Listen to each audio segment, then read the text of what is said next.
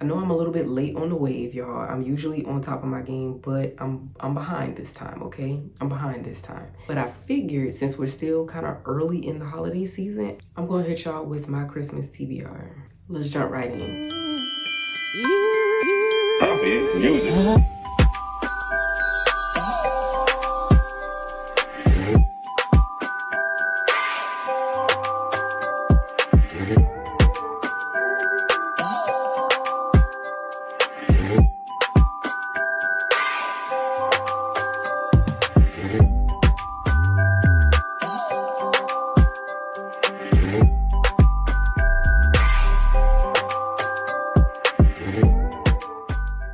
Hey family, welcome back to my channel. I hope everybody is doing good, doing well. This is day 5 of Vlogmas for me personally. So if you've missed any of the recent days, definitely go head over to my playlist. I have it all set up where you can get all caught up before you dive into this one. If you're new here, welcome to my channel, baby. Pull up a seat. It is chaotic over here, but as we always say, it is beautiful chaos. Over here, we focus mainly on all things books, all things spirituality, and of course, whatever randomness I decide to throw into the vlogs because I got ADHD. Can't really stick to one niche, can we? Unfortunately, I don't have any Christmas physical copies, okay? I'm usually not a person that buys seasonal books. I don't know, I kind of just like to read them via Kindle or listen to it on Audible. So because of that, I do have my Kindle app pulled up and my Goodreads app pulled up. And this is going to showcase all the books that I would love to get into before the month of December is out. Baby, I've been putting in work on this iPad, you hear me?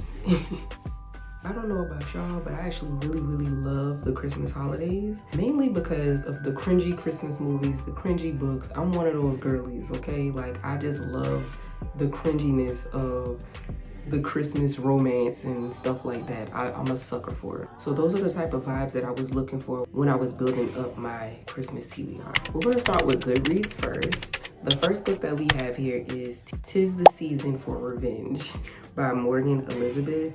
If I remember correctly, I think this is actually a series, book 1 of, I don't even know how many books is in this series. Let's see what this one's about.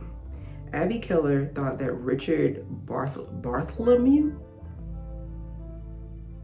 Benson III, first off, with a name like that, you should already know he's trash. She thought that he would be her forever. In their 4 years of dating, she never doubted that she would end up with his grandmother's engagement ring on her finger. Sure, she had to change a few things about herself to fit that mold, like dyeing her hair, dressing more conservatively, and finding golf enjoyable. But she was sure that at the end of it all, it would be worth it. That is, until he leaves her crying outside her apartment wearing a Halloween costume, having broken it off with her because she's just not serious enough. She does what every girl does when she's broken up with. She calls her friends, gets drunk, dyes her hair, and formulates her plan for revenge. Okay. I mean, it sounds interesting enough. I think I might give it a go. Despite it being a part of a series, I think I might give it a go. And if I like it, then eventually I'll jump back into the series at a later date. The next book that I have on my Goodreads TBR is The Christmas Countdown by Holly Cassidy. This one is about a woman that is giving up on love and on Christmas, but fate has other plans. All she wants for Christmas is to hibernate. She's still reeling from being dumped by her childhood sweetheart, and under no circumstances will she go home for the holidays, considering her ex will be right next door with his new perfect partner. Callie is officially in Grinch mode, but her meddling sister Anita won't let her give up on life, love, and Christmas quite so easily. Anita stages a Christmas intervention for Callie with a homemade calendar challenge, cheerful tasks to push Callie out of her comfort zone and back into the holiday spirit. Okay, this sounds kind of, once she said Grinch mode, she had me. She had me. So we're gonna give this a go too. Next book that I have on my list is actually a big topic right now on TikTok in the book talk community. This one is How My Neighbor Stole Christmas by Megan Quinn. I actually have never read anything by Megan Quinn before, so I'm really excited to give this book a go. I've seen a lot of great reviews, and some people really didn't like it that much, but I've seen more positive ones than negative ones. Really interested to see what this one is about. It says, every Kringle in Kringle Town celebrated Christmas a lot, but Cole Black on Whistler Lane unfortunately did not, as his fellow citizens decorate their quaint town brimming with carols and glad tidings. Cole wants nothing more than to hibernate the winter away, but his dreary plans are thwarted when his Christmas nemesis, Story Taylor, these names are insane. Story Taylor moves in next door to care for her Aunt Cindy. Immediately, the new neighbor turns his life into a real nightmare before Christmas, especially when she decides to enter the town Christmas Kringle contest in honor of Cindy. And better yet, Story is determined to win. Over Cole's dead body, she will. With help from his friend Max, Cole decides to enter the competition as well to beat Story at her own game by pretending that this hometown grump's heart has grown 3 sizes this season and he's fallen for the girl next door.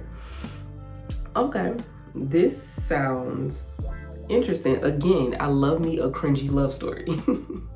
I love me a cringy Christmas love story. The next book we have here is The Snowball Effect by Haley Cass. This book is kind of thick, y'all. It says it is 602 pages on Kindle. Ooh, child. The cover is giving sapphic, baby. Y'all know I love that. So this one says, for the first time, Reagan Gallagher. These names, these authors be coming up with some names, child. Reagan Gallagher is facing the world without her best friend by her side.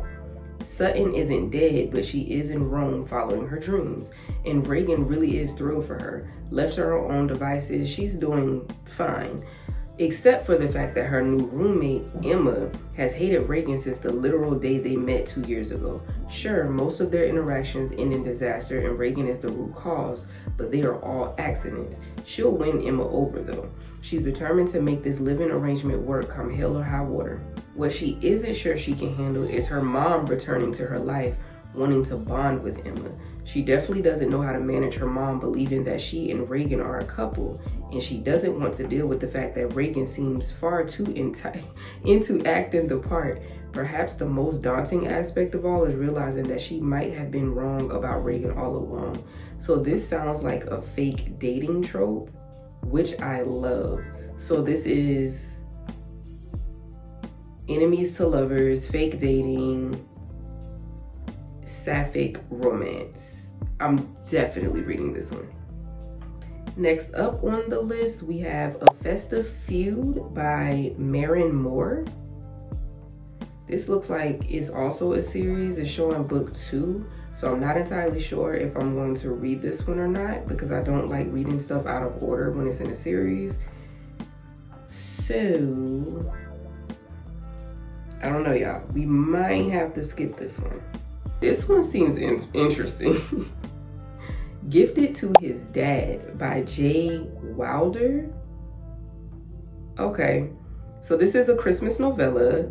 Experience just how delicious it is when your boyfriend gifts you to his stepdad.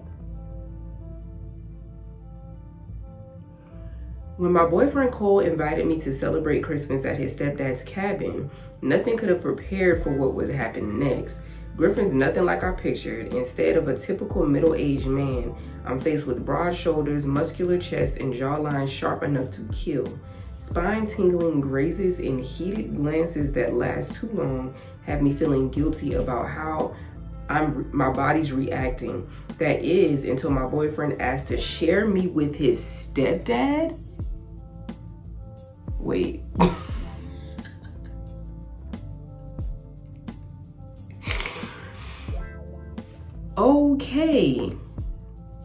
Okay. I'ma read it. We have The Nightmare Before Christmas, and I believe this is also a series. This is book 1. Nicholas Cole Kloss used to love Christmas until his father, the reigning Santa, turned the holiday into a PR facade. Cole will do anything to escape the spectacle, including getting tangled in a drunken, supremely hot makeout session with a beautiful man behind a seedy bar one night. But the heir to Christmas is soon commanded to do his duty. He will marry his best friend, Iris, the Easter princess, and his brother's not-so-secret crush, a situation that has disaster written all over it. Things go from bad to worse when a rival arrives to challenge Cole for the princess's hand, and Cole comes face to face with his mysterious behind-the-bar hottie.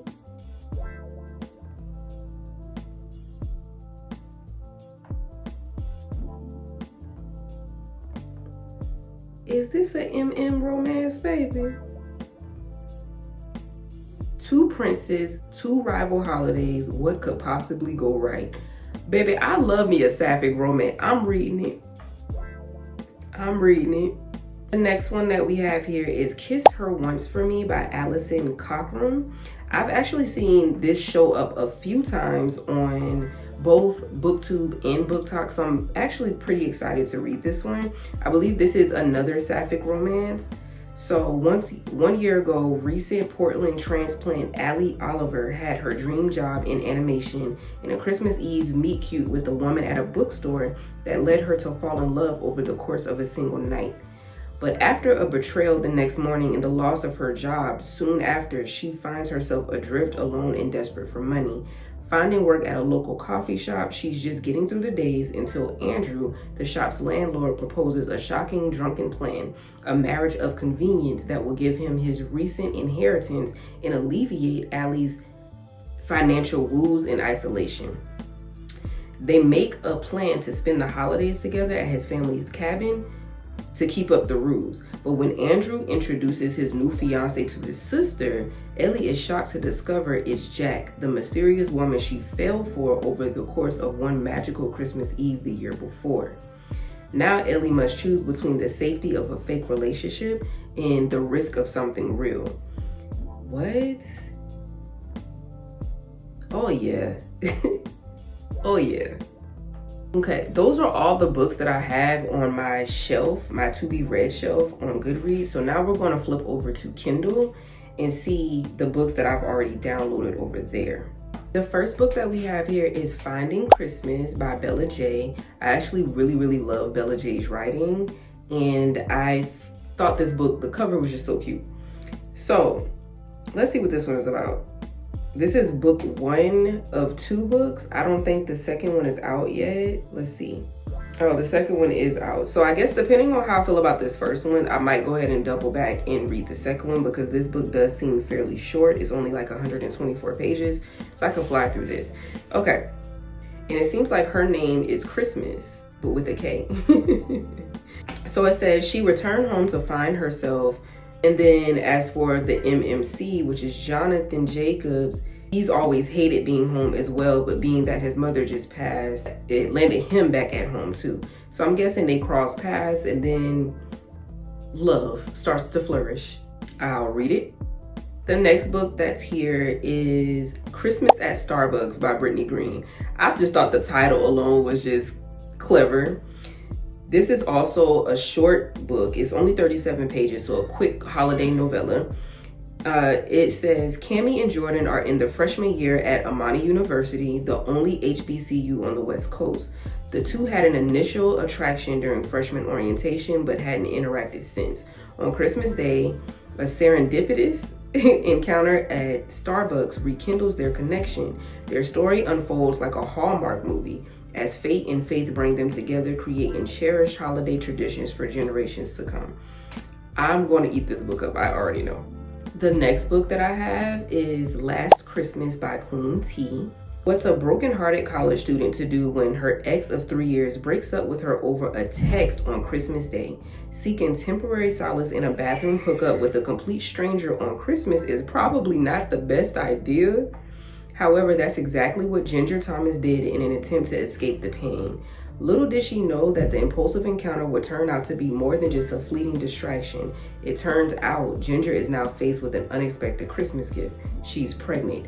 Whoa, okay. So I'm usually not into pregnancy tropes. That's not my steez. but I don't know. The synopsis does seem interesting, and the cover is cute, and it's short. It's only 109 pages, so I might give it a go. We'll see. The next book that's on my list is actually a 3-book series. Well, a 4-book series, but I don't think the 4th one's out. I'd had no clue that this was a series because I actually got this book during a Stuff Your Kindle day, I think last year, and I never got around to it. But now that I'm looking at it, it's multiple books in this series. But the good thing about it is they're all Christmas related. So I think I might be able to do this. I think I might be able to pull this off since every single book in the series is Christmas related. The first one is Kisses Over Eggnog. The one that I currently have is Wine Over Cocoa.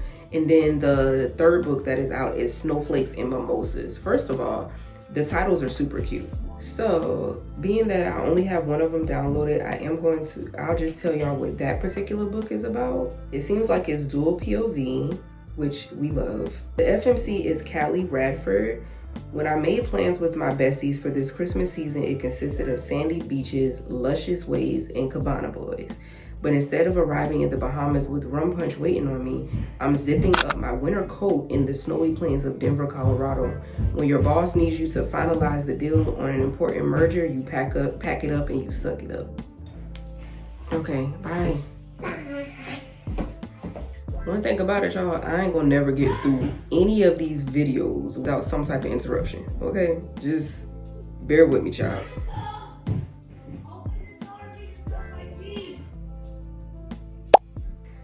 First, I'm somewhere I'd rather not be, then some hot as sin jerk tries to take my luggage, only to later be snowed in with said jerk in his massive suite after learning all flights have been grounded until further notice. And then from his POV, while the rest of the world is wrapping gifts and preparing for holiday cheer, I'm on a last-minute stop to Denver in hopes of finalizing a deal before the new year. Everything was in order. Show up, discuss my requested changes, and collect signatures on the dotted line, then get back to California as soon as possible. It's a drop in the bucket, right? Wrong. Instead, I have my head nearly chewed off by a gorgeous vixen in baggage claim when I mistake her luggage for mine. Just to learn that she's not only who I'm supposed to be meeting with, but she's also stranded in the middle of an unexpected snowstorm.